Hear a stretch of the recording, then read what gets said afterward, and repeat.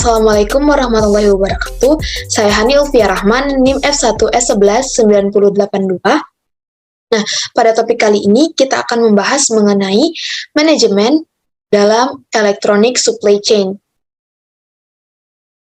Nah, di sini kita memiliki 4 subtopik yang akan dibahas. Yang pertama yaitu konsep electronic supply chain. Nah, membahas mengenai definisi, prinsip dasar, dan komponen dalam electronic supply chain management. Yang kedua, kita akan membahas mengenai aliran entitas electronic supply chain management. Nah, terdapat 3 aliran penting dalam electronic supply chain management. Yang ketiga yaitu aspek pengembangan dalam electronic supply chain management. Nah, di sini akan dibahas 5 aspek pengembangan yang perlu kita persiapkan oleh perusahaan sebelum mengeksekusi electronic supply chain management.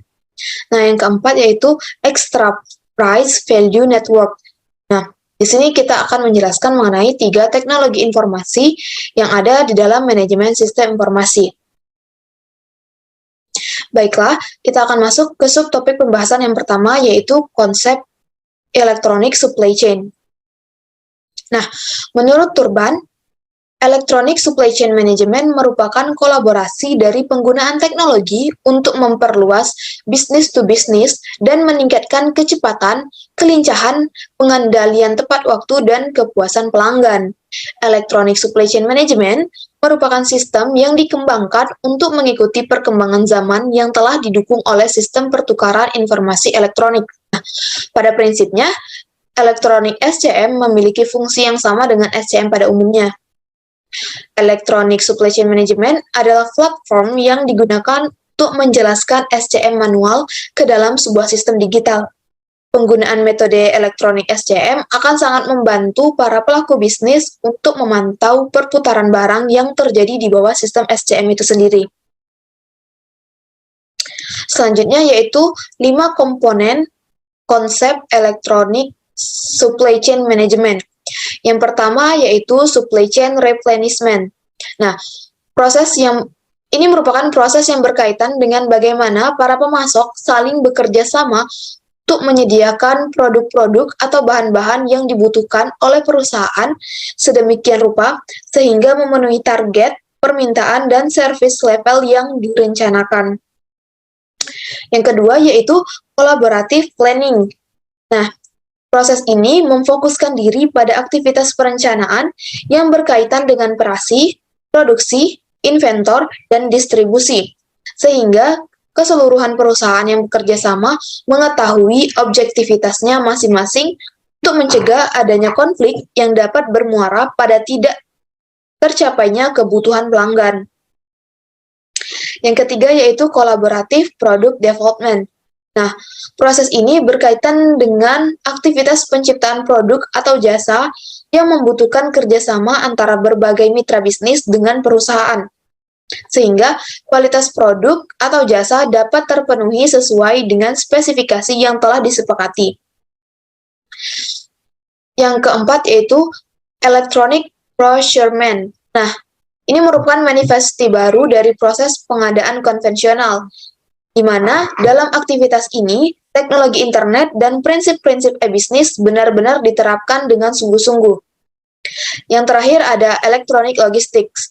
Sama dengan e-procurement, hanya saja proses ini berkaitan dengan aktivitas manajemen pergudangan dan transportasi. Selanjutnya yaitu prinsip dasar electronic supply chain management. Nah, yang pertama, melihat bahwa hakikat informasi harus merupakan pengganti atau substitusi dari keberadaan inventory, seperti biaya terbesar rata perusahaan, maka informasi harus diperlakukan sama dengan manajemen inventory, yang berkaitan dengan kapan informasi relevan harus dimiliki dan seberapa detail informasi yang harus direpresentasikan. Yang kedua, unsur biaya, kecepatan, dan kualitas. Persaingan yang sesungguhnya terletak pada kecepatan dan ketepatan informasi. Informasi yang mengalir dari mitra usaha ke perusahaan dan sebaliknya harus sedemikian rupa sehingga benar-benar memberikan suatu manfaat yang signifikan terhadap proses penciptaan dan penyebaran produk atau jasa. Yang terakhir, manajemen harus menganggap bahwa relasi antara mitra bisnis merupakan aset strategik perusahaan yang harus dibina sungguh-sungguh keberadaannya. Tidak ada hal yang lebih penting dari kepercayaan dan sikap profesionalisme yang harus selalu dijaga keberadaannya. Tanpa adanya kedua unsur tersebut, mustahil kerjasama yang dilakukan akan menghasilkan suatu kinerja yang saling menguntungkan.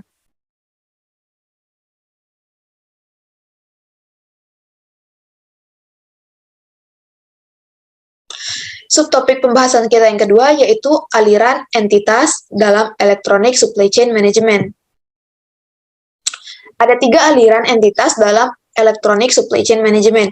Yang pertama yaitu aliran produk secara fisik, yang kedua aliran uang sebagai bukti pembayaran, dan yang ketiga aliran informasi yang berkaitan dengan aktivitas jual beli. Baiklah, untuk subtopik yang ketiga yaitu aspek pengembangan Electronic Supply Chain Management. Terdapat 5 aspek pengembangan yang harus diperhatikan sebelum menerapkan Electronic Supply Chain Management. Yang pertama ada energize the organization. Agar perusahaan dapat siap untuk Electronic SCM, perlu 2 inisiatif. Yang pertama adalah memperoleh dukungan dari top manajemen atau manajemen puncak selaku pelopor perubahan. Nah, inisiatif kedua adalah mengembangkan strategi Electronic SCM, yaitu menyemangati dan mengintegrasikan sumber daya manusia perusahaan dengan Electronic SCM agar mereka dapat berpartisipasi secara aktif dalam pengembangan dan implementasi Electronic SCM. Yang kedua yaitu Enterprise Vision. Nah, visi perusahaan mendefinisikan perilaku dari kemampuan persaingan yang dimiliki dalam infrastruktur yang sekarang dan di jaringan supply chain. Tujuan dari proses ini adalah untuk memperdalam tingkat kesadaran akan pentingnya e-bisnis bagi perusahaan. Yang ketiga yaitu Supply Chain Value Assessment. Tahapan ini bertujuan untuk mengidentifikasi proses-proses bisnis dalam perusahaan dan menentukan proses-proses penting yang memberikan keuntungan terbesar bagi perusahaan. Yang keempat yaitu Opportunity Identification. Tahapan ini memungkinkan perusahaan di dalam menentukan jenis implementasi Electronic SCM seperti apa yang mereka inginkan. Teknologi diciptakan bukan untuk menciptakan kebutuhan baru, melainkan meningkatkan efektivitas dan efisiensi dari proses bisnis perusahaan. Yang kelima yaitu strategi decision. Setelah peta ulang Electronic SCM selesai, perusahaan dapat memulai proses untuk merencanakan kumpulan inisiatif pendukung. Keputusan yang dihasilkan harus berfokus pada keunggulan yang direncanakan. Nah, berikut beberapa aspek pengembangan dalam Electronic Supply Chain Management. Yang pertama yaitu Consumer Management, Catalog Management, Order Management, Delivery Management, dan Inventory Management. 5 modul tersebut harus saling terintegrasi di dalam sebuah rangkaian Electronic SCM. Orientasinya yaitu memenuhi kebutuhan konsumen yang dinyatakan secara eksplisit pada kontrak atau transaksi jual beli yang dibuat bersama sehingga tercapai kepuasan konsumen.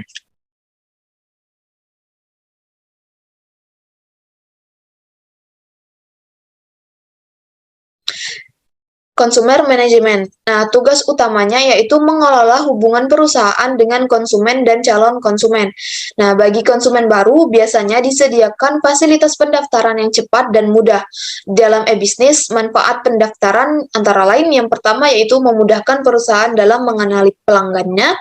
Yang kedua, memberikan banyak kegunaan bagi pelanggan terkait berdasarkan keinginan, kebutuhan, dan karakteristik unik masing-masing.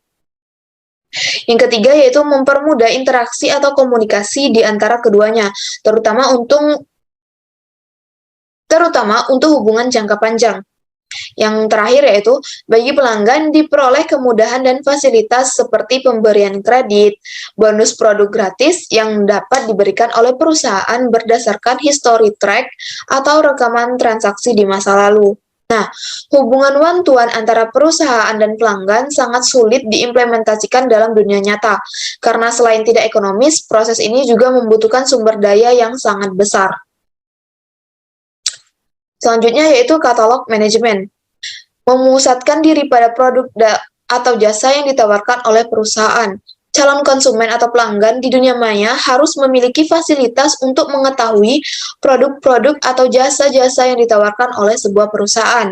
Dalam hal ini, beberapa informasi yang diperlukan yaitu jenis produk, deskripsi, karakteristik, spesifikasi, informasi tambahan berupa harga dan stok barang, gambar produk dalam 2 atau 3 dimensi yang kadang-kadang dipresentasikan dalam multimedia, dalam bentuk video atau audio, dan produk-produk digital biasanya ditawarkan pula sebagian dari produk yang dapat dinikmati sebagai contoh sampel, misalnya CD musik untuk bagian refrain, produk video CD atau pengganti film. Nah, tujuan dari katalog manajemen adalah untuk menyediakan informasi yang dibutuhkan calon konsumen atau pelanggan terhadap berbagai produk dan jasa yang ditawarkan oleh perusahaan. Selanjutnya yaitu order management. Nah, dua aliran kegiatan yang harus dicermati yaitu aliran informasi dan aliran keuangan. Transaksi jual beli di dalam dunia maya memerlukan dokumentasi sebagai persyarat terjadinya interaksi yang sah secara hukum.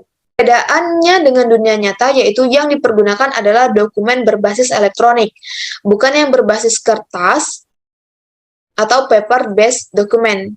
Dokumen yang harus diperhatikan yaitu kontrak jual beli dan bond atau kwitansi pembayaran. Kompleksitas jual beli mulai tampak karena berbeda dengan di dunia nyata, di mana konsumen dapat segera memperoleh barang pada saat pembayaran dilakukan. Di dunia maya, hal sebaliknya yang kerap berlaku. Perusahaan harus yakin terlebih dahulu bahwa pembayaran telah diterima dari konsumen, baru kemudian memberikan produknya. Yang pertama harus diperhatikan oleh bagian ini adalah aliran uang dari pihak pembeli ke penjual, seperti kartu kredit, kartu debit, transfer bank, cek elektronik, atau uang elektronik. Selanjutnya yaitu delivery management. Pengiriman produk yang dibeli ke pihak konsumen untuk barang digital, pengiriman dapat dilakukan lewat email, download, file transfer protokol, dan sebagainya. Barang berbentuk fisik dibutuhkan aktivitas pengiriman produk oleh kurir. Beberapa informasi yang diperlukan yaitu tanggal produk diambil, kurir yang dipercayakan untuk mengirimkan produk, tipe pengemasan, durasi pengiriman, dan sebagainya. Yang terakhir yaitu inventory management.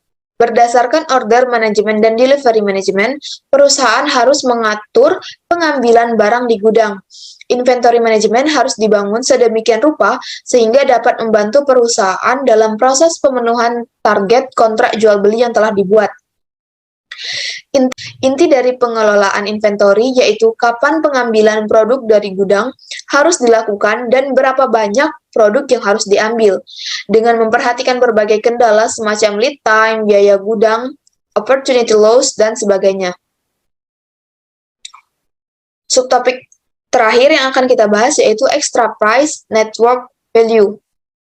Nah, di dalam manajemen supply chain, kerap dikenal 3 istilah teknologi informasi, yaitu intranet, internet, dan extranet.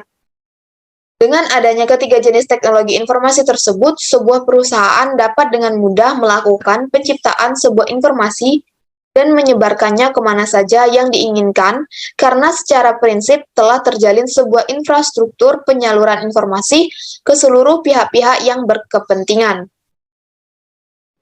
Nah, yang pertama yaitu intranet, merupakan jaringan yang menghubungkan seluruh karyawan satu perusahaan tanpa mengenal batas geografis. Selanjutnya yaitu internet. Bagi sebuah perusahaan, internet kerap kali dipergunakan sebagai media untuk menghubungkan dengan para pelanggan yang tersebar di berbagai lapisan masyarakat dan beragam daerah yang ada. Yang terakhir yaitu extranet. Jaringan komputer yang menghubungkan sistem jaringan perusahaan dengan sistem jaringan para mitra bisnis, seperti supplier dan vendor. Tujuan terbesar dihubungkannya sebagian jaringan perusahaan dengan mitra kerja tersebut adalah untuk mempercepat proses pengadaan sebuah barang dan menurunkan biaya-biaya yang tidak perlu, semacam biaya gudang dan biaya transportasi.